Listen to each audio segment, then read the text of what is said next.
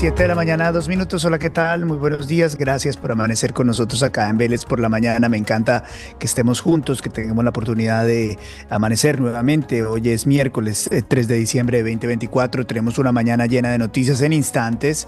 Vamos a hablar con el alcalde de Medellín, Fico Gutiérrez, quien nos acompaña desde la ciudad de Medellín. Vamos a tener una conversación muy importante sobre lo que está pasando en la ciudad y sobre todo lo que está pasando en el país. Por supuesto, vamos a tener las noticias deportivas con el profe Carlos Antonio Vélez, todo lo que ha pasado con el Unión Magdalena en las últimas horas y nuestra videocolumna, nuestros editoriales, también la participación de Cristina Plazas. Vamos a las noticias. Hola, soy Luis Carlos Vélez y este es mi podcast. Bien, noticia muy importante hasta ahora. Esta mañana hay una carta que firma Bruce McMaster, el presidente de la ANDI. Aquí la tengo, me la han hecho llegar esta mañana. El doctor Luis Fernando Mejía, director ejecutivo de Fedesarrollo, y José Ignacio López. Los tres le piden al gobierno nacional recalcular la productividad nacional. Ellos dicen que el gobierno ha estimado la productividad en los primeros 3 trimestres, perdón, cercana al 3%, pero que ellos haciendo revisión de sus datos les da que no ha superado el 1%. El gobierno dice que la productividad nacional subió 3%, los datos de ellos, que son los que representan a los industriales, les da menos del 1%. ¿Por qué es importante? No solamente porque nos estaría mintiendo el gobierno, ¿no?, con sus datos de productividad, sino que esto es esencial para la negociación del salario mínimo. El salario mínimo en Colombia se establece en una fórmula que incluye la inflación más la productividad. Si la productividad es mayor, por lo tanto, el incremento del salario mínimo podría ser mayor. Si es menor, pasa lo contrario. Estos industriales argumentan que la productividad que ha dado a conocer el gobierno en los meses pasados es menor a la real que realmente sucedió. El tema del salario mínimo ya está en discusión, la productividad también. Segunda noticia del día. La segunda noticia del día es referente a la Corte Suprema, que ha llamado a declarar al presidente Gustavo Petro sobre los hechos de la UNGRD. La declaración será por escrita mediante un cuestionario. La Corte, sí, evidentemente llamó en las últimas horas a Gustavo Petro a que declarara. Es una declaración juramentada en el proceso de los congresistas de la UNGRD. Esto es muy importante, esto no ha pasado tantas veces en la historia de Colombia. Este es el escándalo más grande que hay en nuestro país. La Corte le está diciendo al presidente: señor, usted tiene que responder. La tercera noticia del día es esta. La reforma tributaria está virtualmente hundida en el Congreso. En medio de este fin de año tan caliente políticamente y tan caliente en términos judiciales, pues la reforma tributaria, más impuestos para los colombianos, se ha caído temporalmente en el Congreso. Las bancadas liberales, la bancada conservadora anunciaron su voto negativo en las últimas horas a la iniciativa. De esta manera se ha referido sobre el tema la senadora Angélica Lozano. Veamos. No hay ni siquiera ponencia. De los 38 ponentes de las 4 comisiones económicas de Senado y Cámara solo han asistido 7. No hay ponencia positiva, ponencia del gobierno, claramente no están los votos. Y frente a eso, ¿qué puede pasar entonces con el monto del presupuesto que espera decretar el gobierno?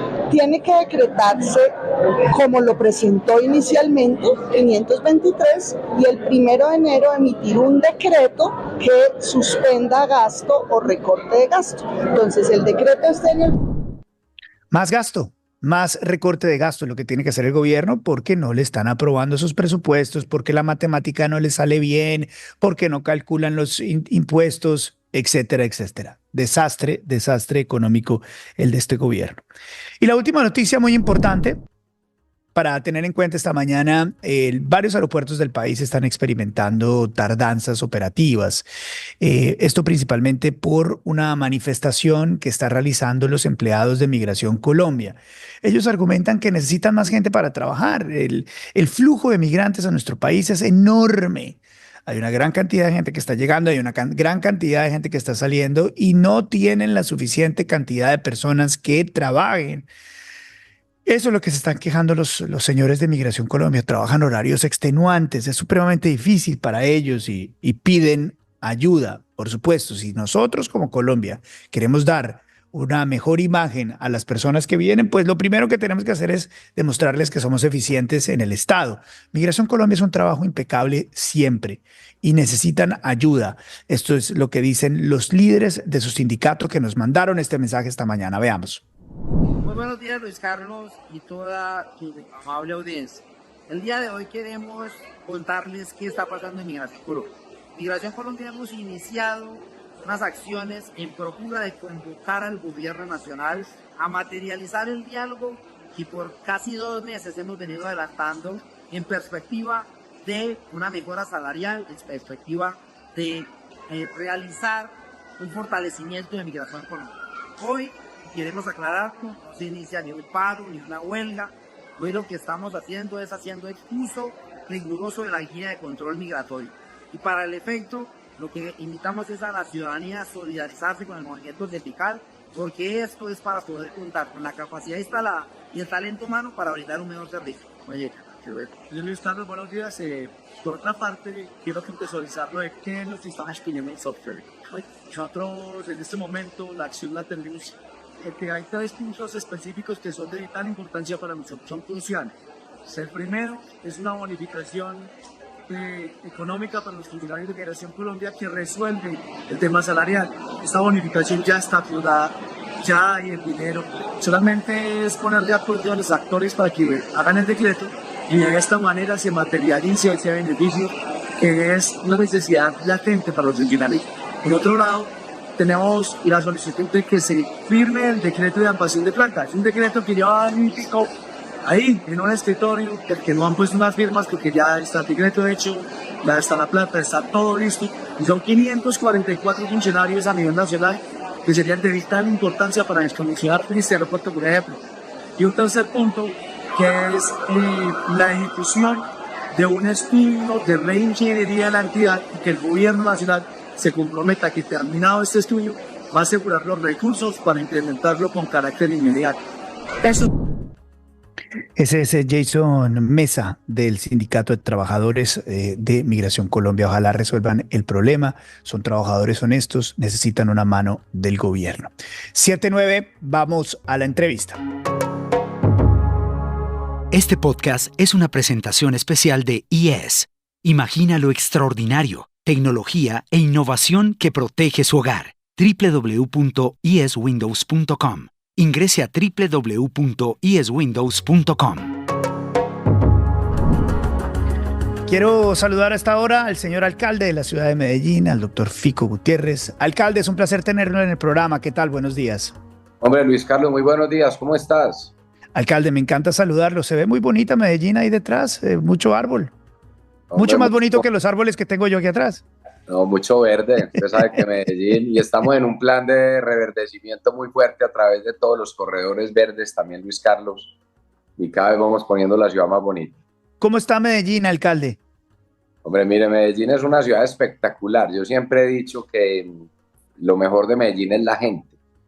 Aquí ha sido un año intenso sacando la ciudad adelante del desastre en el que la encontramos, de todo ese rezago de corrupción que hubo aquí esos últimos 4 años desastrosos de esa administración que tanto daño hizo, que ni vale la pena mencionarlo a ellos, de ellos que encarguen los entes de control. Nosotros estamos sacando la ciudad adelante. Y le cuento algo muy importante. Mire, hoy tenemos la tasa de homicidios más baja de los últimos 40 años.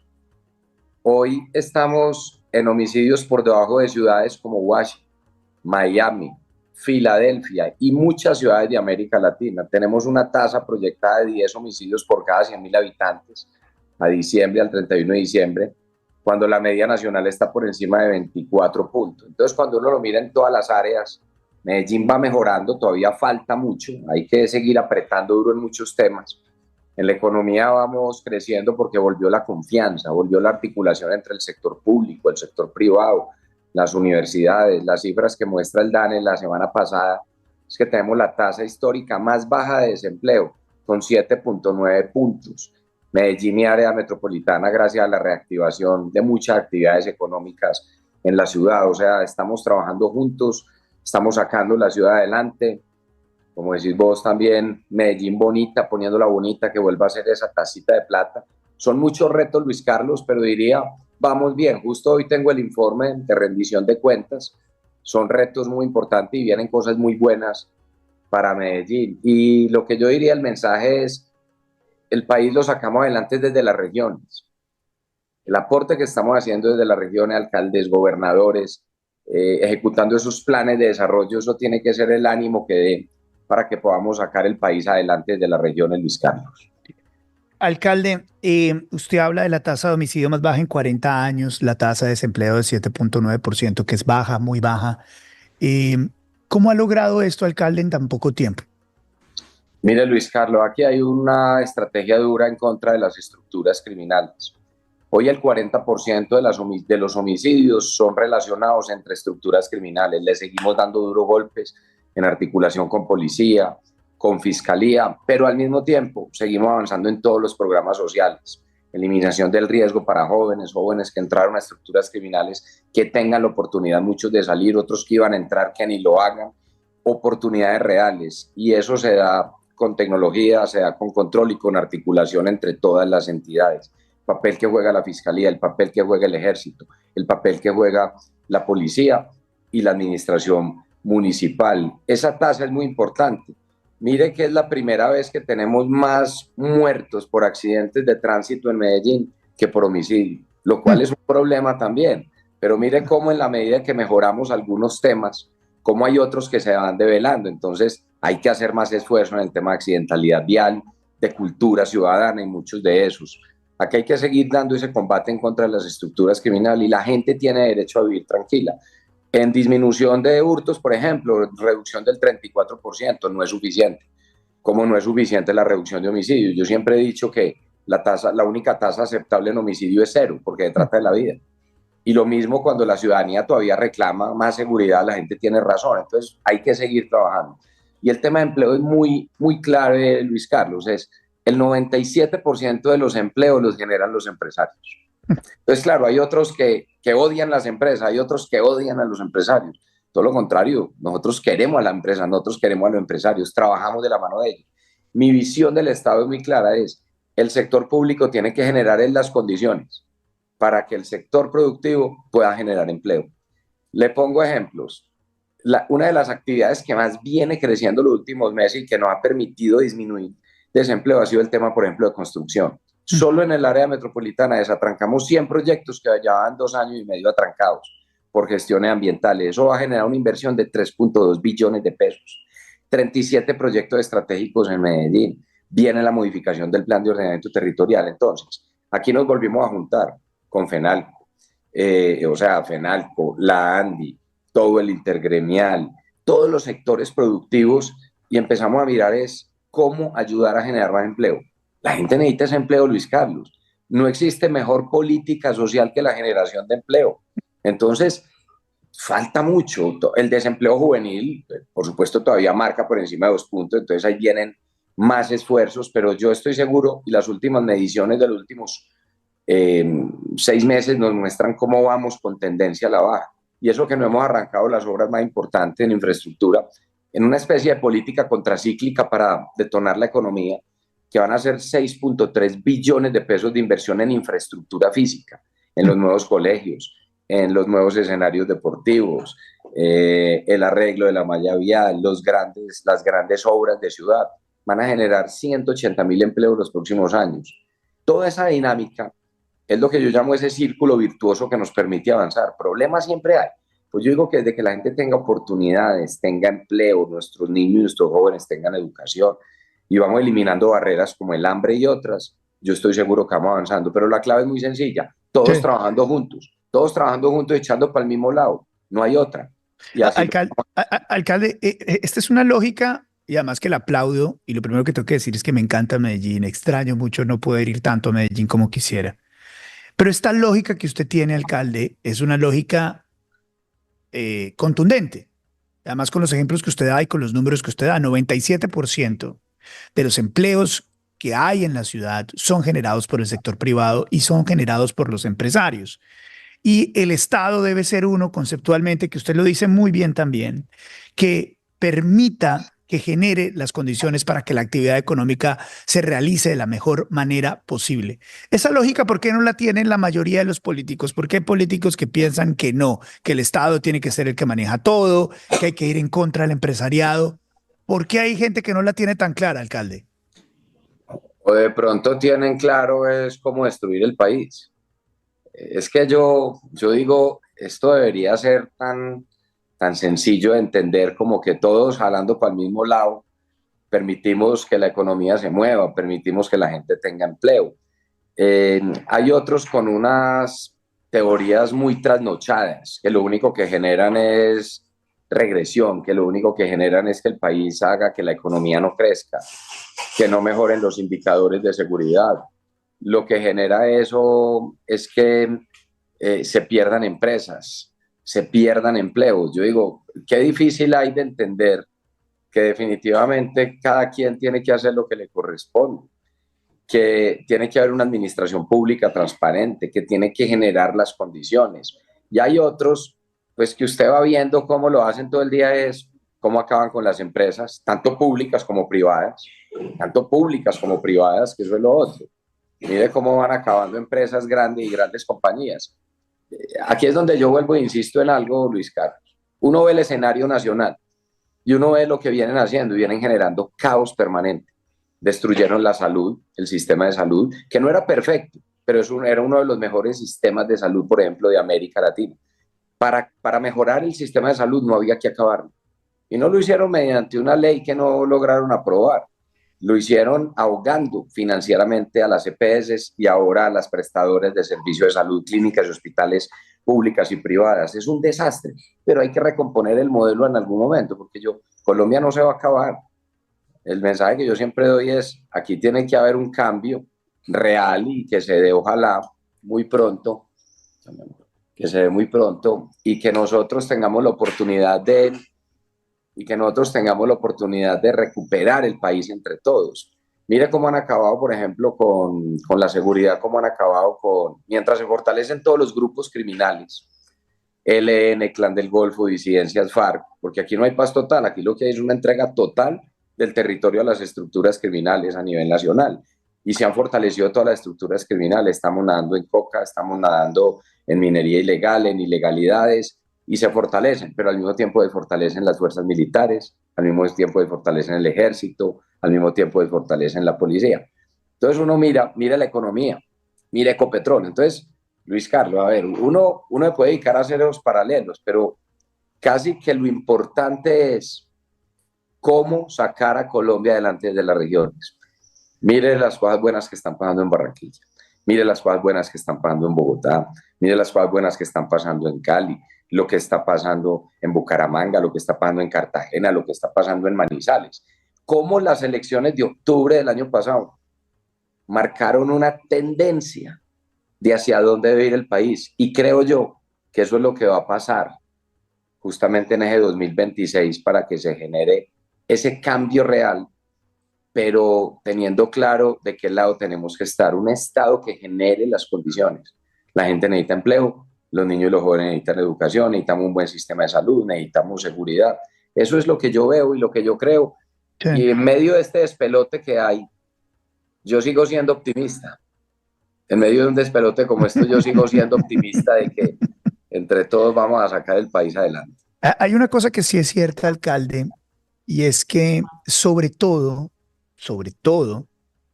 en Medellín y en Barranquilla, se siente menos la afugia nacional, digamos, ¿no? De lo que está pasando a nivel nacional, de la destrucción que hay a nivel nacional, en Medellín y en Barranquilla. En Cali es una ciudad mucho más compleja, por cómo está ubicada físicamente y también políticamente hablando. Su administrador podría estar haciéndolo definitivamente mucho mejor. Para nadie es un secreto que yo soy un gran crítico de lo que pasó en la COP16, dineros que se debieron utilizar para hacer lo que usted sí está haciendo, que es hacer obras, que es hacer trabajo, que es sacar gente, que es emplear, pero no quiero entrar en esas comparaciones. Lo que sí quiero, a donde voy es, ¿cómo se hace para estar enfocado en lograr que la ciudad salga adelante más allá de tener algunos incentivos para hacer cosas en el corto plazo y tener una cosa en el largo plazo, alcalde? A ver, cómo funcionan el sistema y cómo funcionan los empresarios. Vuelvo y digo, un empresario lo que busca es seguridad física, seguridad jurídica y condiciones para generar empleo. Un empresario nunca la tiene fácil. Yo digo que quien genera empleo, yo digo que quien busca emprender, me parece que es una persona que siempre mantiene una adrenalina inmensa para buscar cómo genera la condición de vida de otras personas. Lo mínimo, vuelvo e insisto, que tenemos que hacer nosotros como mandatario es generar esas condiciones para que dentro de un ambiente, ojalá propicio, puedan ser más competitivos. Hay muchas cosas que son importantes. La seguridad es una de ellas, sin lugar a dudas. La seguridad jurídica, tanto la seguridad física y la seguridad jurídica. Muchos temas que son fundamentales en una ciudad para que pueda ser también competitiva. Entonces, si una persona viene, por ejemplo, y quiere hacer un gran proyecto de construcción que necesita, que haya una normatividad clara, que haya entidades que ayuden a sacar los procesos adelante. Qué difícil es entender, y por qué tendría que ser tan difícil entender que un constructor o una persona no debería irse de romería, taquilla por taquilla viendo entonces si va primero a planeación y si otro día le toca ir a obras públicas, si otro día le toca ir al área metropolitana, si otro día le toca ir a PM. Nosotros lo que hacemos es, por ejemplo, que juntamos todas estas entidades en un solo sitio que llamamos el SEA, sí, donde acompañamos los proyectos desde su estructuración hasta que se entregan. Acompañar y hacer que las cosas pasen. Es un ejemplo práctico. Así es por lo menos como yo he concebido siempre, claro, el Estado. Entonces yo soy de los que veo que bien difícil la tiene un empresario como para ponerle más trabas. Lo que hay es que ayudar, y vuelvo e insisto, no existe mejor política social que la generación de empleo digno, de un empleo bien pagado, y va de la mano de la educación y que la gente pueda formar. Alcalde, ¿qué está pasando en la Universidad de Antioquia? Lo he visto vehemente recientemente sobre lo que ocurre en la Universidad de Antioquia, que también enmarca un problema nacional, y es el problema educativo, y es el problema, hombre, de las mentiras que le echan a los muchachos cuando están en etapa de formación, cuando tienen el pensamiento libre, por supuesto. Está muy bien que sea así, pero muchos se aprovechan de esa inocencia de los jóvenes. ¿Qué está pasando en la Universidad de Antioquia? Son varias cosas. Acá hay una crisis a nivel nacional en el sistema de educación superior pública. Hay un desfinanciamiento que se ha dado a lo largo ya de muchos años, donde en la medida de que las universidades crecen, por ejemplo, también en número de estudiantes, siguen teniendo los mismos recursos que tenían hace algunos años. Entonces tiene que haber una evolución. Pero mire qué sorpresa nos llevamos con un gobierno nacional que tanto alentó a la protesta, que tanto hablaba de educación superior y que ahorita presenta un presupuesto, una reducción de presupuesto del 37%. Los jóvenes de Colombia tienen que estar muy alertas con eso. El gobierno nacional, que les prometió un cambio en la educación superior, le está disminuyendo el 37% del presupuesto. No ha girado los recursos para el ICETEX, 200.000 jóvenes afectados, aparte de los que hay. Entonces, dos cosas. Universidad de Antioquia, una gran institución, es de las instituciones más importantes que puede tener Antioquia, que puede tener el país, lleno de gente buena, de jóvenes buenos que quieren salir adelante y que encuentran una oportunidad en la educación pública. Yo soy defensor de la educación pública. Ahora bien, como siempre pasa, unos muy poquitos porque son contaditos. Entonces, básicamente generando una crisis que no se necesita, generando una crisis absurda. En ese sentido, usted mira, por ejemplo, algunos que generan violencia. Yo no sé, Luis Carlos, qué pena que aquí se alborotó. Tranquilo. ¿Quieres sacarlo o qué? Aquí él ya vamos. Tranquilo, que estamos en vivo, alcalde. Me encanta verlo. Yo también tengo uno que es una fiera por acá de estar andando. Tranquilo. ¿Cómo se llama? Milo, tranquilo.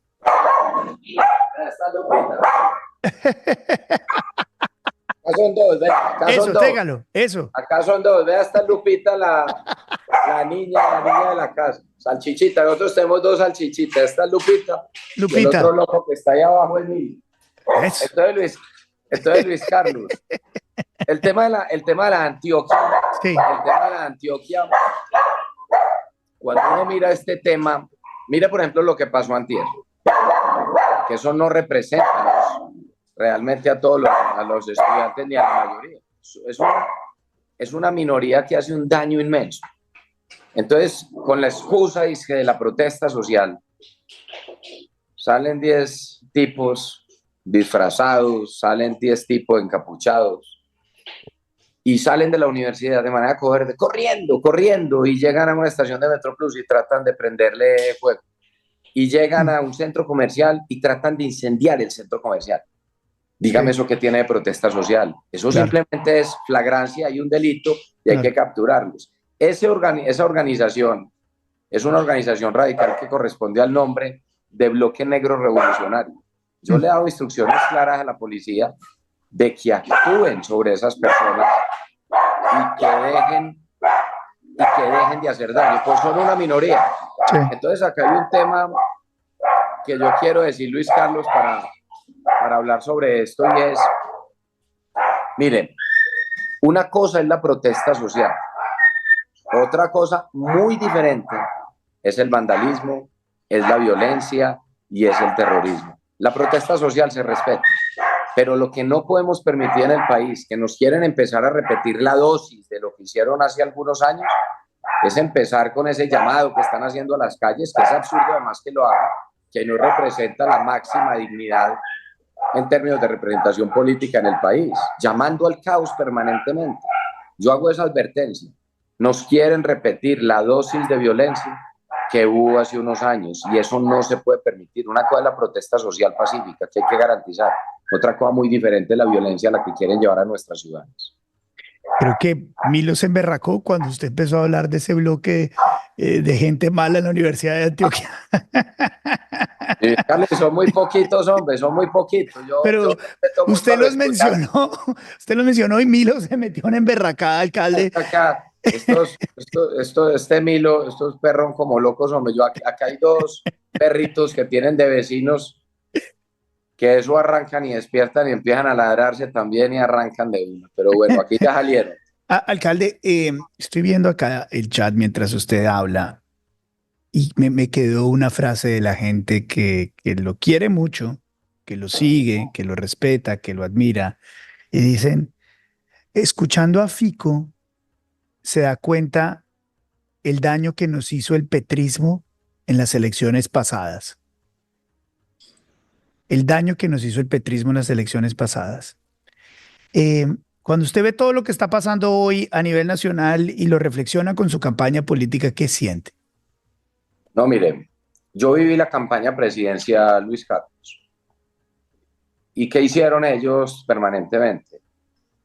Generar violencia y generar mentiras, noticias falsas, desfigurar la imagen de personas que son contrarios a ellos, y todo quedó demostrado con los famosos petrovideos, todo quedó demostrado de cómo corrieron la línea ética. Yo siento un gran pesar por el país. Yo estoy acostumbrado a las lides políticas, y yo soy de los que entonces si yo pierdo, sigo y lucho, y aquí estoy como alcalde de Medellín, y nos eligió la ciudad con el 74% de los votos.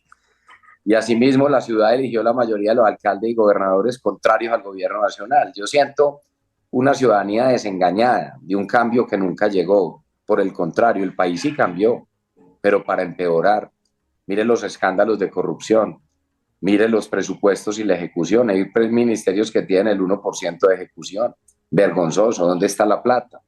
Y todo mal. Entonces aquí es donde usted dice, ¿cómo va a ir bien hoy un país en el cual por primera vez, después de 45 años, se tiene que importar gas natural? Lo veníamos advirtiendo y el gobierno seguía mintiendo y diciendo que no, que sí tenían las reservas, que sí tenían el gas. Falso. Nos llevan hacia una crisis energética sin precedentes en Colombia, no solo en gas, sino en energía eléctrica. Y ojo con lo que le va a decir Luis Carlos. En las condiciones en las que está el país hoy, puede llegar a existir racionamiento de energía eléctrica el año entrante. Por primera vez en marzo de este año, en marzo-abril, cuando uno mira bien las gráficas de oferta-demanda de energía en firme en el país, por primera vez después de muchos años, supera la demanda frente a la oferta. No hubo racionamiento este año porque existe Hidroituango y porque estamos generando 1.200 megavatios de energía. Si no existiera Hidroituango, un proyecto que odia a toda esta gente, que odian ellos los que no quieren el progreso, hubiera habido racionamiento. Y faltan todavía 4 turbinas. Yo estoy haciéndole seguimiento al proyecto antier. Usted sabe que es un proyecto de PM. Yo soy presidente de la Junta de PM. Además me correspondió liderar esa crisis en la contingencia, que decían que se iba a caer, ni un solo muerto, ni un solo herido en medio de la contingencia. Hoy le entrega energía en firme al país. Y en el 2027 esperamos entregar otras 4 turbinas que le generen otros 1.200 megavatios. Serán 2.400 megavatios. 17% de la energía del país es Hidroituango, el seguro energético. Pero dígame, después de Hidroituango, ¿qué otro proyecto sigue? No hay proyectos a la mano. ¿Por qué? Porque acabaron a través de un relato absurdo y un relato falso, que básicamente las hidroeléctricas son malas. ¿Cómo van a ser malas cuando estamos dentro de las 6 matrices energéticas más limpias del mundo? Gracias justamente a las hidroeléctricas. Entonces, cuando usted ve lo que van haciendo en el gobierno nacional es que nos van llevando al pasado, van llevando de nuevo a un país en amenaza en términos de seguridad y soberanía energética. Entonces, a mí, ¿qué me da cuando me hace la pregunta? A mí me da pesar con Colombia, me da pesar ver cómo la plata no llega a las regiones. Pero como aquí no vinimos a quejarnos, sino a buscar soluciones, lo que estamos haciendo es trabajando desde las regiones y sacando el país adelante. Mire, cuando las regiones empezamos a trabajar duro, a invertir los recursos, eso se nota en el país. Las ciudades son los motores económicos de los países. Desde las ciudades donde tienen que pasar las cosas. Pero Luis Carlos, mire, ya sabemos cómo son.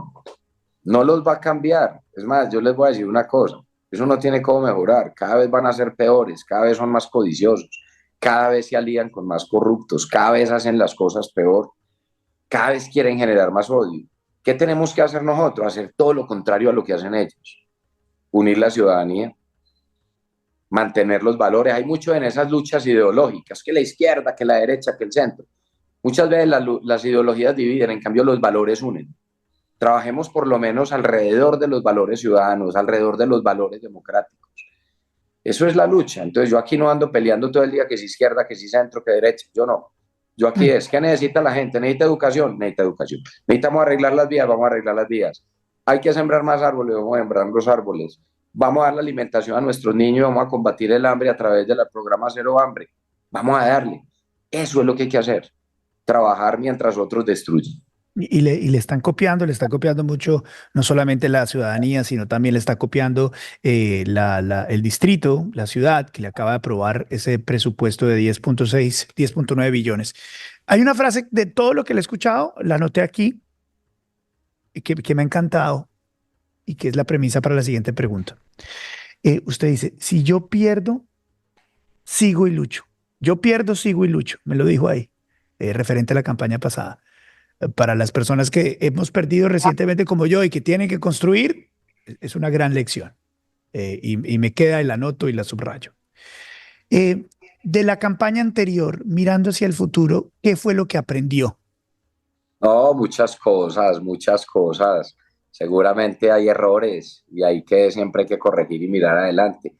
Mire, Luis Carlos, yo acabo de cumplir 50 años, hombre. Los cumplí la semana pasada. Medio siglo. La vida siempre trae experiencias. Y yo algo que he aprendido en la vida es que las cosas en la vida, primero hay que hacerlas con pasión. Uno tiene que hacer lo que le apasiona en la vida. Mire usted, Luis Carlos, ahí.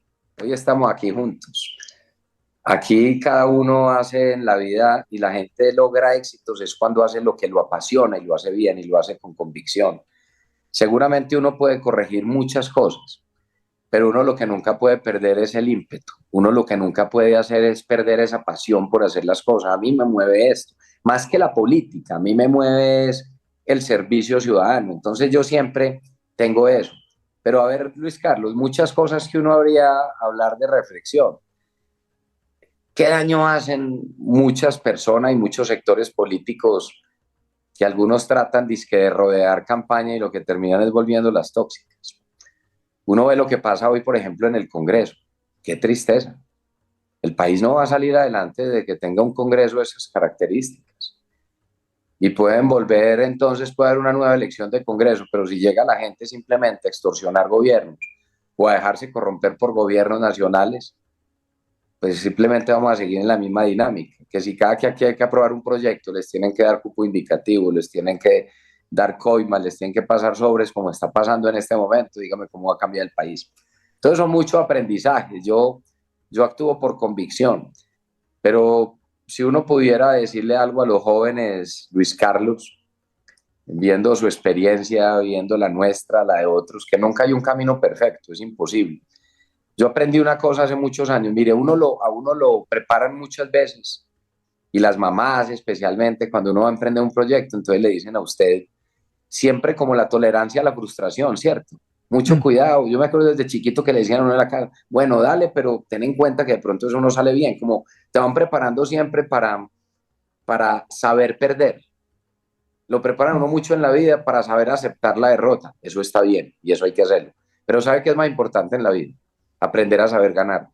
Mm. Porque muchas veces cuando se gana es cuando aparece la soberbia, la prepotencia y cuando se olvida cuál era el propósito y cómo empezó el camino. Uno en la vida, más que solo aprender a saber perder, tiene que aprender a saber ganar. Y es cuál es el propósito y a uno nunca se le puede olvidar eso. Uno ve gente que gana y se enloquece. Ahí lo vemos. Hay unos que creen que ganaron una elección y que creen los dueños de un país. No lo son. Uno aquí no es dueño de nada. Uno aquí lo que tiene es que unir, tiene que administrar.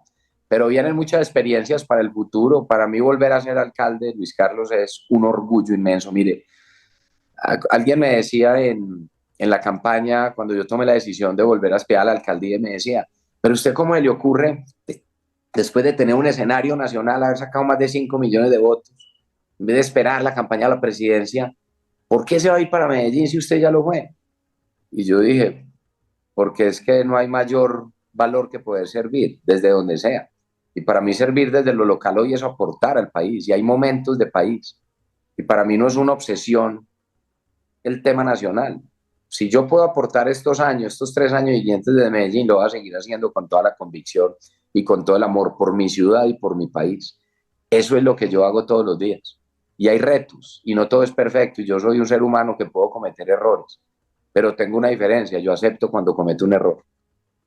Yo acepto cuando cometo un error y trato de buscar consenso y trato de buscar que echemos para adelante siempre, y así lo hago. Yo aquí no tengo otra obsesión diferente a que a la gente le vaya bien en nuestra ciudad. Alcalde, maravilloso. Me quedo con muchas reflexiones acá. De nuevo, muchísimas gracias por darnos unos minutos. Felicitaciones por lo que hace por Medellín. Un abrazo, un beso enorme a la ciudad, a su familia y gracias por darme la oportunidad y darnos la oportunidad esta mañana de hablar y conocer un poco más de lo que está pasando en su ciudad, la segunda ciudad más importante del país y por supuesto lo que está pensando usted, uno de los hombres más importantes de Colombia. Gracias, alcalde. Es usted muy amable, muy gentil. Luis Carlos, si me permite solo una cosita, hombre, yo una vez se lo dije a usted al aire en una entrevista que me hice y se lo voy a volver a repetir. A mí como antioqueño, a mí como paisa, no se me olvida cuando vos pusiste los ojos sobre Medellín en uno de los peores momentos, cuando se lo tomaba la corrupción en el gobierno anterior. Y fuiste enfático y claro en denunciar eso. Y eso a mí como ciudadano nunca me va a olvidar. Y yo te aseguro que a la gente de Medellín eso no se le olvida. El cariño que vos le tenés a la ciudad. Y siendo muy claro en esto, vos a mí me ha hecho muchas entrevistas y hemos tenido momentos de podemos hablar de estas cosas, pero también me has cuestionado temas y decisiones, como lo hace cualquier periodista serio. Y yo eso siempre también lo he entendido. Entonces, primero es uno nunca llevarse las cosas a lo personal. Siempre han sido entrevistas dentro del marco del respeto, dentro de la posibilidad que tiene una persona como yo de responder por lo que hace o por lo que no hizo. Pero lo que a mí sí nunca se me va a olvidar es ese cariño que vos le tenés a Medellín y a Colombia. Y yo eso te lo quiero agradecer en nombre de la ciudadanía. Y siempre vas a seguir estando ahí. Si yo hago, la ciudad le pasa algo bueno, lo decís. Si hay algo malo, lo decís también. Y eso está bien. Y lo otro, Luis Carlos, el país se tiene que preparar, hombre, para cómo muchas veces vivimos disque preocupados con lo que está pasando. Pues yo le digo a muchos grupos de expertos, en vez de preocuparse hay que ocuparse. Vamos viendo cuando haya un nuevo gobierno del 26 cómo vamos a recuperar la seguridad energética, cómo vamos a recuperar la seguridad física, cómo vamos a recuperar Ecopetrol, cómo vamos a recuperar la educación superior, cómo vamos a recuperar el sistema de salud. A eso es a lo que debe dedicarse el país. Los grupos de expertos a pensar hacia dónde vamos, mientras nosotros seguimos gobernando las ciudades. Y créame que vamos a mantener ese ánimo que se dio desde octubre del año pasado en las elecciones, para que Colombia sí tenga un verdadero cambio. Luis Carlos, te mando un abrazo a vos, a tu gente, a tu familia, felicitaciones por este nuevo proyecto. Ahí te sigo y siempre el mayor de los éxitos. Siempre te deseamos lo mejor desde Medellín. Gracias, alcalde. Muchísimas gracias. Aprecio mucho sus palabras, las guardo en el corazón. Gracias. 7 de la mañana, 42 minutos, del señor alcalde de la ciudad de Medellín, acompañándonos esta mañana acá en Vélez por la Mañana. 7:42. Este podcast es presentado por Caribana, el único resort con campo de golf y sede de playa en la zona norte de Cartagena que es una realidad. En Caribana está la mejor opción para comprar vivienda, lotes para construir la casa de tus sueños y apartamentos para rentas cortas. Visita www.caribanacartagena.com o llama al 316-694-0621. 316-694-0621.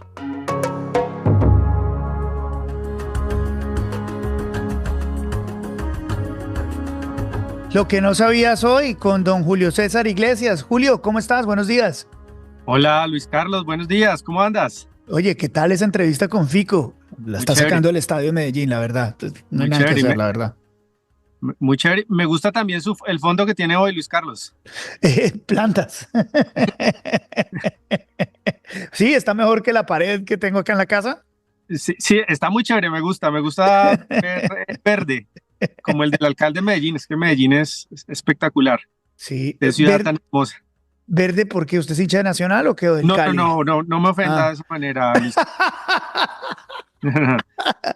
Es muy interesante la manera en que plantea el alcalde Fico los temas de la ciudad en términos de la necesidad de que haya un matrimonio grande entre lo privado y lo público y entre la concepción del Estado, que yo creo que en gran parte es la discusión que tenemos en el país. Bueno, y en gran parte del mundo, ¿no? Él considera que el Estado debe ser un habilitador, un generador de un ambiente positivo para que los privados sean los que florezcan. Dice, 97% de los empleos lo generan los empresarios privados. Así es, uno ve que Fico entiende lo fundamental, ¿no? Que es el desarrollo de una sociedad, la prosperidad de una sociedad, no se produce en las oficinas de los departamentos oficiales, ¿no? De las entidades oficiales, en las oficinas de los burócratas, ni siquiera en el Congreso, en realidad, ni en la Presidencia de la República, ¿no? La prosperidad de las sociedades se forja, Luis Carlos, en las fábricas, en los talleres, en las oficinas de empresas privadas, que son las que generan progreso, las que generan empleos productivos, y entender eso es muy importante. Desafortunadamente, quienes están hoy en el gobierno no entienden y ven, como decía Churchill, ven a las empresas privadas como una vaca a la que hay que ordeñar, no como un socio, sino como a un sector de la sociedad que hay que sacarle recursos, deslechar ese sector de la sociedad, y ese enfoque es muy peligroso para el futuro de todos. Completamente cierto. ¿Qué es lo que no sabemos hoy? Pues, bueno, acabo de leer una carta en redes sociales que me preocupa muchísimo, Luis Carlos, Sí. de Desarrollo de ANIF. Sí, Cuestionan la credibilidad del DANE. sí. Eso no lo habíamos visto hace mucho tiempo y eso pone en duda pues muchas cosas, porque si no tenemos estadísticas confiables, estamos ciegos hacia el futuro. Eso por un lado, y además entidades que suelen ser muy técnicas y muy diplomáticas, tengo que resaltarlo, de Desarrollo de ANIF no son centros de pensamiento políticos, electorales, no, son entidades técnicas de mucha credibilidad que están cuestionando el dato de productividad, que usted sabe es la base para definir la cifra del aumento del salario mínimo. Y entonces, si no tenemos cifras confiables, pues estamos a ciegas en términos económicos. Una noticia y una carta muy preocupante, Luis Carlos. Es una carta muy preocupante. Estamos esperando la reacción de Fedesarrollo esta mañana. La carta nos la envió Bruce McMaster en el tema de productividad. Me pareció muy grave que estemos cuestionando esto. También hay datos de la reforma pensional, ¿verdad? Así es, Luis Carlos. Sobre reforma pensional, creo que muchas personas apenas se están enterando de cuáles son las implicaciones que tendrán a partir de este año, del 1 de julio, que entre en firme el grueso de la reforma pensional. Y a mí me gustaría mostrar eso que le estoy contando, ilustrarlo con un extracto, obviamente anónimo, pero que se publicó en redes sociales, como para que entendamos, esto es un caso, pero en realidad son miles o cientos de miles de personas que están en situaciones similares. Vea, yo sé que usted tiene una gran fanaticada en el exterior, de colombianos en el exterior que lo siguen y que nos están viendo ahora, y yo sé Sí, que señor. en el caso de muchas personas se van a ver reflejadas. Es un hombre, tiene 52 años, comenzó a cotizar en Colombia en 1999. Mm. Cotizó un tiempo, pero como miles de colombianos, pues se tuvo que ir del país o encontró una oportunidad fuera del país, se fue de Colombia y pues por supuesto no siguió cotizando en Colombia porque ya no tenía una relación laboral en el país, sino que estaba trabajando en el exterior. Alcanzó a trabajar 6 años. Sí. Eso significa 300 semanas, 305 semanas tiene esta persona. Ahí lo podemos ver en el extracto. Fíjese, lo primero que sorprende es, el hombre cotizó 8.600.000 pesos, hizo aportes a su fondo de pensiones privado, en este caso, no es Colpensiones, sino un fondo privado, 8.600.000 pesos a principios de este siglo, entre el 99, el 2000, 2001, y a la fecha, en su extracto, que le llega trimestralmente al correo, pues tiene 104 millones, o sea, ha tenido rendimientos por 95 millones en estos 25 años largos que lleva inscrito al sistema. Hubo unos rendimientos muy importantes, el interés compuesto tiene 100 millones de pesos. ¿Cuál es el lío, Luis Carlos? Que como él tiene apenas 305 semanas, y esto le va a pasar a muchas personas, no va a entrar al régimen de transición. Y eso significa que en lugar, digamos, en las reglas actuales del sistema, él recibiría un cheque por 105 millones de pesos. Eso es lo que le habían contado a él.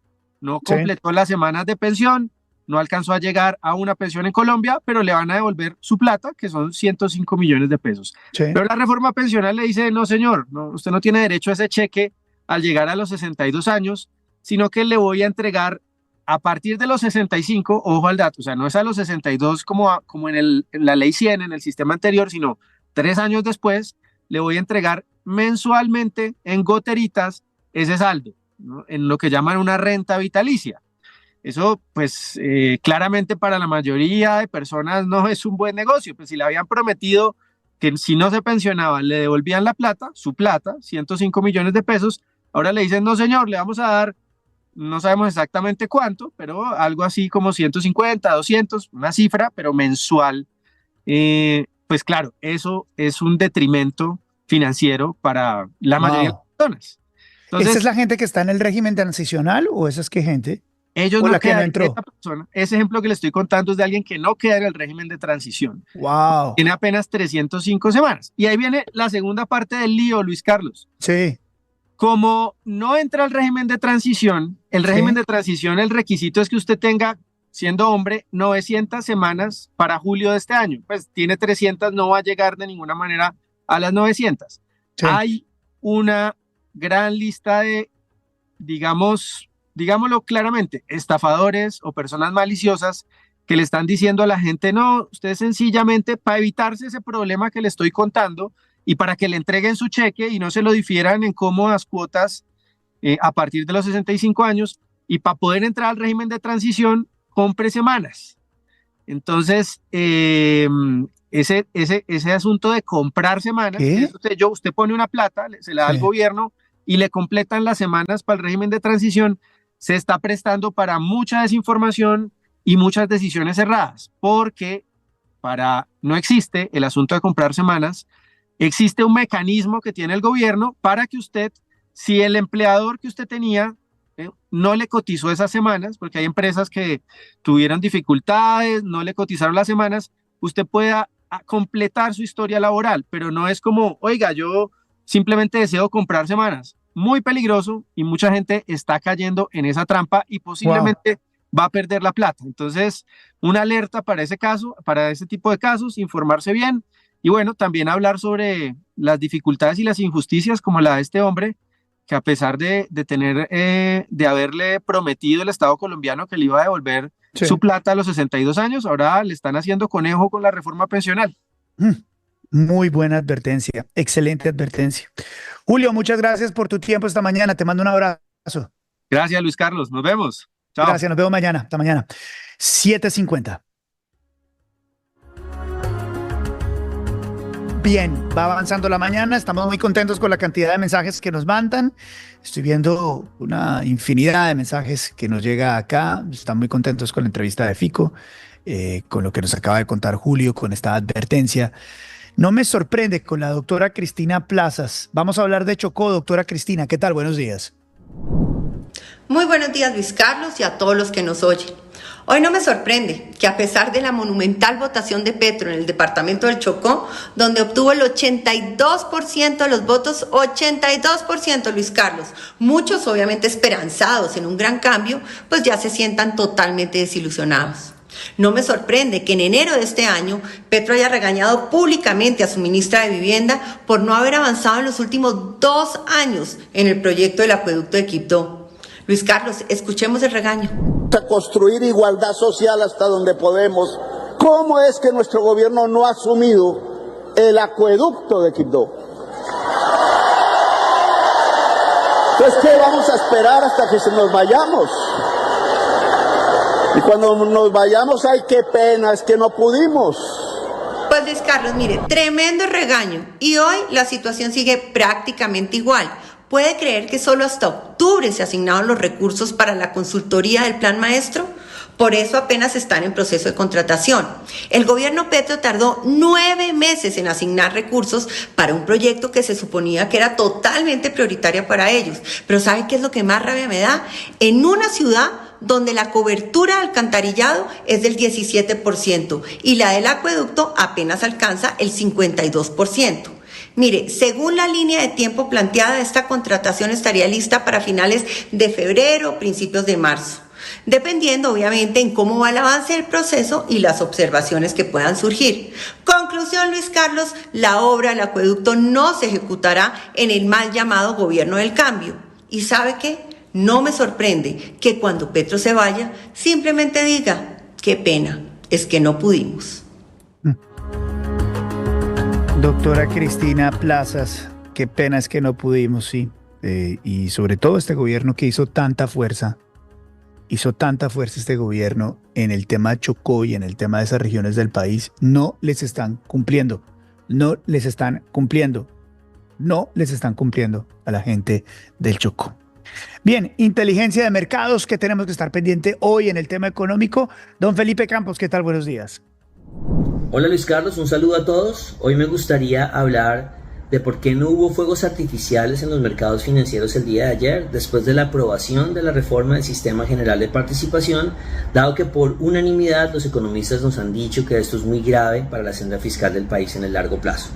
El primer elemento, yo diría, los fuegos artificiales ya se vivieron en octubre y en noviembre. Con la llegada del dólar a 4.500, parte de esto fue la incertidumbre y la aprobación de la reforma por parte de las comisiones de Senado, donde era difícil que pasara. Ya en Cámara y con el apoyo del gobierno era muy probable que no se fuera a quedar, así que no hubo sorpresa por ese lado con esta aprobación reciente.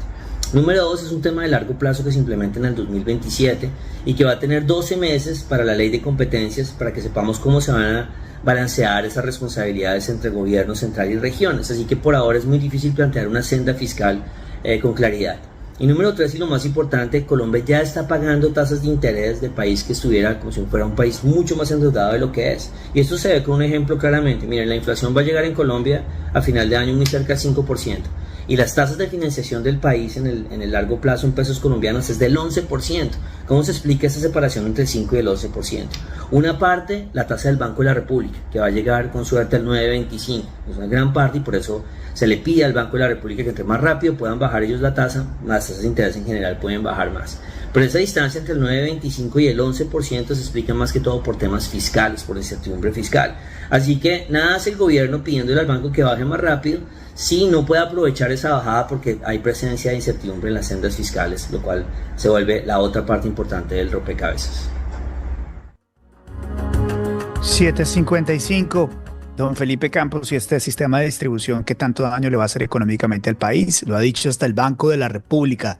Esa es la realidad. Nuestra videocolumna, nuestra invitada de hoy es la doctora Juliana Velázquez. ¿Qué tal, Juliana? Buenos días. Luis Carlos, a propósito del mensaje de Germán Vargas Lleras sobre llegar unidos a las elecciones del 2026, quisiera hacer una invitación previa a hablar de nombres. Hagamos una reflexión sobre el presidente que necesitamos que reciba el país después de este paréntesis de mal gobierno.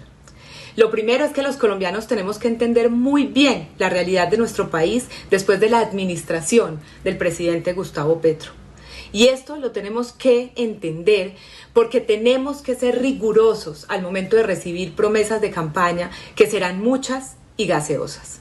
Los colombianos, Luis Carlos, nos tenemos que encargar. El próximo presidente de Colombia no puede ser político, todo lo contrario, debe ser un gran administrador del Estado colombiano y para eso debe estar dispuesto a poner la reconstrucción de nuestro país por encima de su propia imagen.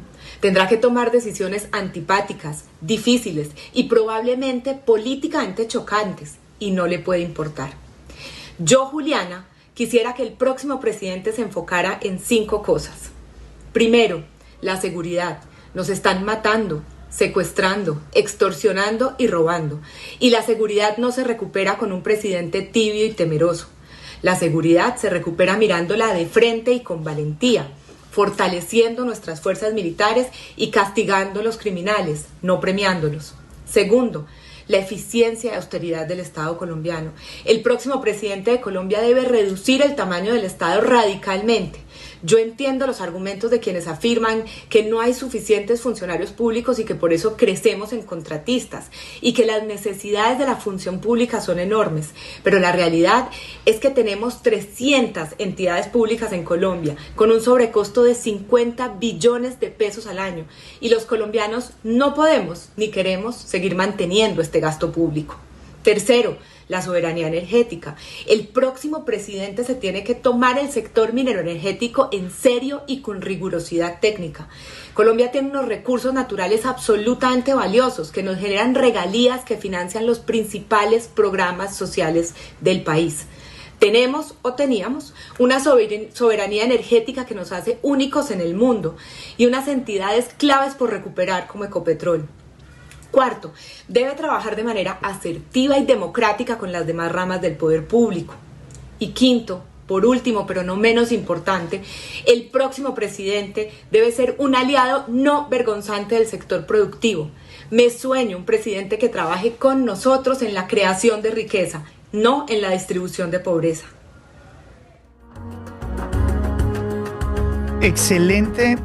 Excelente editorial de Juliana Velázquez, 5 puntos que deberíamos realmente estar pensando los colombianos, mirando hacia el futuro y para siempre, ¿no? Puntos muy importantes que denota la doctora Juliana en lo concerniente a la política pública, a los parámetros del Estado, a lo que significa el funcionamiento del mismo, la participación de los privados. Importantísimo, pero sobre todo, nada de esto, de lo que hacemos acá, va a ser importante si no tiene consecuencias en la elección de nuestros gobernantes. Nosotros tenemos que hacer un trabajo periodístico, informativo, siempre para obligar a que nuestros gobernantes hagan lo que tienen que hacer por nosotros, que los poderosos hagan lo que tienen que hacer por nosotros. Son las 7:59, hay noticias sobre la B, noticias sobre la Unión Magdalena. Profe, ¿qué tal? Muy buenos días. Anoche terminó el segundo torneo de la B, que asciende equipos a la primera división. Se enfrentaron Llaneros y Unión Magdalena, que habían sido los finalistas ganadores de los 2 cuadrangulares. Partido de ida 4-0 en Santa Marta y el de anoche 1-1, por lo tanto el Unión de Santa Marta se pone primero y sale campeón. Pero tendrá que volver a jugar contra Llaneros, porque Llaneros fue el campeón del primer torneo y Unión Magdalena el campeón del segundo torneo. Tendrán que hacer otra vez partido de ida y vuelta y ahí sí va a ascender uno. El otro lo van a definir en una interpretación del reglamento el próximo lunes. Hoy va a jugar James. El Rayo Vallecano pone el equipo suplente en la Copa del Rey frente a una escuadra de Salamanca, Unionistas, de la tercera división. Es muy buena la opción para él, para que se mueva, para que juegue, porque la verdad, después de que estuvo con la selección nacional, no ha tenido participación alguna, por lo menos de largo aliento. En los entrenamientos sí. Y el VAR salió ayer a explicar lo del fuera de juego de Falcao en el partido contra Atlético Nacional. Bueno, a explicar no, pasaron el audio. Y la verdad, el audio es más lo que oscurece que lo que aclara. Y qué bueno aprovechar la oportunidad para decirle al presidente de la DIMAYOR que deje de hablar. Él es para ejecutar. Y cada vez que habla, la embarra. Calladito te ves más bonito. Hasta luego. Profe, muchas gracias. El profe Carlos Antonio Vélez acompañándonos. Muy bien, 8-1. Vamos al editorial esta mañana. Muy bien, muchísimas gracias. Aproveche y suscríbase a este canal en este momento. Suscríbase, haga clic, suscríbase al canal de YouTube, es muy importante. Así le va a dar alertas, le va a mostrar los videos que tenemos, la otra información que tenemos para que usted también participe en las encuestas. Suscríbase a este canal. ¿Sí? Estoy de youtuber, de streamer y me parece una experiencia maravillosa. Les quiero decir que esto ha sido todo un experimento, ¿ah? Un experimento. Y la posibilidad que tenemos de leer los mensajes de ustedes y tener esta conversación, ver los mensajes de Claudia Echeverry, ver los mensajes de Jaime García, de Julia, y si les mostrara lo que me llega al chat de gente de la cual soy amiga, que me acompañaba en mis otras experiencias y que me sigue acompañando acá, me llena de felicidad, me llena de alegría. Ustedes saben quiénes son los que me escriben al chat y que antes me oían en otros lados. Los quiero mucho. Muchas gracias. De verdad que muchas gracias. Y a los compañeros de medios que están viendo esto, también muchas gracias por seguir y por citar las cosas que hacemos acá. Me llena de alegría y de orgullo que esto esté pasando. Bien, vamos a la editorial. Esto es importante. A ver, yo nunca había visto una defensa tan incriminatoria en mi vida. Una defensa tan incriminatoria en mi vida. Mejor dicho, si uno tiene esta clase de amigos, no entiendo para qué hay que tener enemigos. Me refiero a la defensa que ha hecho el señor presidente Gustavo Petro del ministro de Hacienda Bonilla en las últimas horas en medio del escándalo de la UNGRD. El presidente de la República básicamente dio una declaración acompañada de un mensaje en Twitter extensa en la cual, en resumen, dice: la corrupción siempre ha existido, ¿cierto? Y ahora existe en este gobierno, pero es que no hay nada más que hacer. Ergo, somos inocentes. ¿No? En lugar de estar diciendo, no, aquí no hay compra de conciencias de congresistas, acá no existen cupos indicativos que investiguen las autoridades. No. Da unas declaraciones bastante enredadas. Juzgue usted. Y no les gusta que los ministros de este gobierno no sea de los ricos, de los apellidos hereditarios. Y entonces no les gusta el ministro de Cultura, no les gusta el ministro de Hacienda y lo macartizan y lo quieren descuartizar cuando ellos mismos hicieron lo que le critican al ministro. Durante décadas han sacado centenares de miles de millones de pesos del erario para comprar congresistas que yo conocí. Yo hice la denuncia mostrando nombres de centenares con sus códigos secretos que guardaban escondidos en el computador de Palacio en el gobierno de Andrés Pastrana, siendo ministro de Hacienda Juan Manuel Santos. Y la denuncia, el fiscal Luis Camilo Osorio, al servicio del paramilitarismo, la cayó porque parte de los cupos indicativos que se entregaban a los congresistas iban a hacer letrinas en los municipios de Colombia, en la costa sobre todo. ¿Y quién iba a controlar si se hizo una letrina o no?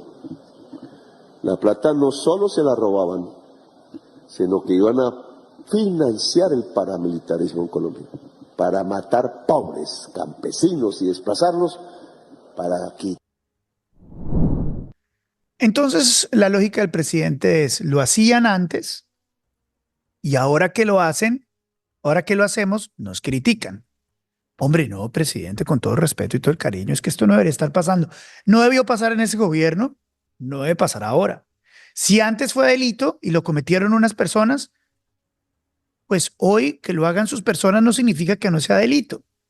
Y lo que usted dice en el discurso es, lo que pasa es que antes eran ricos de apellidos y hoy son pobres sin apellidos. Igual, delito es delito, presidente.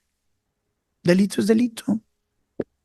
Si esto llega a ser un delito, ¿no? Y si se comprueba que esto es lo que todo el mundo parece entender que es, ¿ya? Es un segmento de opinión. No me vaya usted a castigar. La gran incongruencia de este gobierno es que se montó en la idea o en la imagen de que ellos eran diferentes, de que ellos iban a hacer un cambio, de que ellos iban a demostrar que las cosas se podían hacer bien y se podían hacer sin corrupción, pero nada de eso ocurrió. Nada de eso ocurrió. No se hacen bien, se hacen con corrupción y demás. Eso es lo que estamos viendo. Esto fue lo que dijo el ministro Bonilla en las últimas horas. El tiro más grande que ha puesto el presidente. Eso significa que usted sigue en el gobierno. Eso significa que voy a asumir la defensa y que lo que se está diciendo tiene mucho de especulación en términos de que aquí no hay cupos indicativos ni compra de congresistas. Sigue entonces. Ministro, continúa en el cargo. Con esa clase de amigos, ¿para qué enemigos? Con esa clase de amigos, ¿para qué enemigos, la verdad? El ministro Bonilla intenta de alguna manera mostrarse como una persona que se va a ceñir a las autoridades, a la justicia. Tenemos algunas dudas frente a lo que hizo ayer anunciando que se iba a reunir con la fiscalía. Eso no lo puede hacer, o eso no lo podría hacer. Pero la realidad es que este gobierno tiene que parar esa argumentación falsa, promovida por sus alfiles, promovida por sus odiadores de turno, pagos y no pagos en redes sociales, diciendo que es que cualquier cuestionamiento legal que se le hace a esta administración proviene del odio de clases y del odio que hay entre los ricos y los pobres. Eso es mentira, eso es mentira. Porque ya he visto cómo se han venido sumando voces que argumentan, es que no nos quieren porque tenemos estos apellidos, es que nos odian por estas cosas. No, no, aquí no hay una élite que los odie, ¿no? No hay una élite que los... Porque los corruptos han demostrado ser políticos de siempre con apellidos rimbombantes. Pero los que estamos acá, ustedes y yo, no somos de familias millonarias. Ustedes conocen muy bien mi familia, de dónde vengo. Mi papá viene de Manizales, un trabajador que lo han visto todas las noches trabajando, todos los días madrugando para hacer periodismo deportivo. Y yo llevo 25 años de carrera levantándome a las 5 de la mañana, 4 de la mañana para poder tener esta comunicación con ustedes en diferentes medios y en diferentes lugares. Entonces esto no es de élites, esto es de ciudadanos que buscamos que no nos metan la mano, que no nos roben, que no nos secuestren, que no nos violen. Esto es lo que estamos haciendo nosotros. Entonces, presidente, se equivoca usted cuando empieza a repetir una y otra vez que estas son élites. No, aquí no hay élites. Si hay 4 o 5 millonarios que no les importa esto, pues eso es mucho. Y esos usted sabe que no están en contra de usted, ¿ah? Usted sí que lo sabe, presidente, ¿ah? Usted lo conoce, ¿no? O quiénes son los que financian sus campañas al final, o le prestan aviones, etcétera, ¿no? ¿Quiénes son, no? No necesariamente somos nosotros los que estamos acá. Entonces dejemos esa guachafita y ese cuento chimbo de que cada quien que lo critica a usted, señor presidente, es porque es de las élites. Nosotros no somos las élites. Nosotros somos la clase media trabajadora que existe en Colombia, que quiere que nos dejen trabajar en paz, que quieren que no nos cierren medios de comunicación, que quieren libertad de expresión, que quieren un Estado en un tamaño lo suficientemente grande, pero lo suficientemente pequeño que nos deje trabajar sin ahogarnos a punta de impuestos. No queremos que nos maten, nos secuestren, que haya gente en la calle, narcotraficantes andando como Pedro por su casa. Eso es lo que queremos. Orden, justicia y cero corrupción. Porque lo que realmente molesta como ciudadano, realmente lo que molesta como ciudadano y lo que le molesta a la gente es que haya tantas personas que se levanten, trabajen, se eduquen, estén montadas en su Transmilenio, en su vehículo en Cali, en Medellín, en Barranquilla, en Cartagena, en Santa Marta, en Pereira, en Bucaramanga, en Armenia. Que se levanten a trabajar honestamente y se volteen y vean un congresista, un político mañoso, millonario de la noche a la mañana. Este tiene que ser un país en el cual realmente se premia a los que trabajan desde temprano y son honestos. Y no a los corruptos, no a los asesinos. Porque eso sí es inequidad e injusticia. Todo lo contrario a lo que pregona este gobierno. Eso sí es inequidad e injusticia. Es injusto que los corruptos tengan más que los trabajadores decentes. Es injusto que los que no hacen tengan más que los que hacen. Es injusto que los malos tengan más beneficios que los buenos. Ese es el mundo al revés. Y eso es desafortunadamente lo que a través de los años una tendencia política nos ha llevado a hacer, materializar y justificar.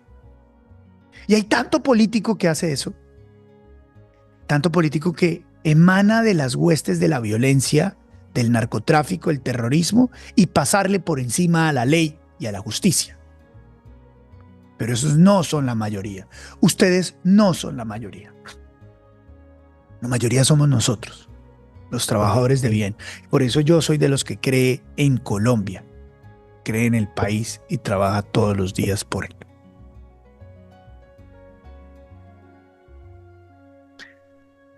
A ustedes muchas gracias por acompañarnos, gracias por su sintonía. Yo soy Luis Carlos Vélez. Si Dios quiere, nos escuchamos mañana. Dios los bendiga. Suscríbanse. Todo va a estar bien. Gracias. Chao.